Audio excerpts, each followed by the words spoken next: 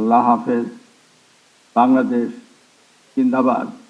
সকল শহীদের আকাঙ্ক্ষায় বাংলাদেশ প্রতিষ্ঠিত করতে হলে আমাদেরকে জ্ঞানে, বিজ্ঞান, প্রযুক্তিতে আরও সমৃদ্ধ হতে হবে। অর্থনৈতিক স্বাবলম্বিতা অর্জন করতে হবে। গড়ে তুলতে হবে একটি স্বনির্ভর বাংলাদেশ। জাতীয় পাট দিবস 2026 উপলক্ষে বিভিন্ন ক্ষেত্রে পুরস্কার ও সম্মাননা প্রাপ্ত ব্যক্তি ও প্রতিষ্ঠান, বস্ত্র ও পাট মন্ত্রণালয় এবং সংশ্লিষ্ট সকলকে জানাই আন্তরিক অভিবাদন। সেই সাথে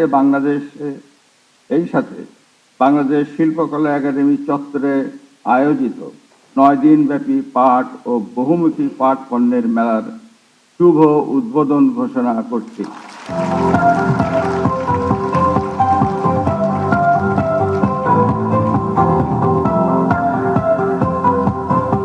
আপনাদের সবার সুস্বাস্থ্য, দীর্ঘায়ু ও কল্যাণ কামনা করে আমার বক্তব্য শেষ করছি। আপনাদের সকলকে অশেষ ধন্যবাদ। আল্লাহ হাফেজ। বাংলাদেশ জিন্দাবাদ।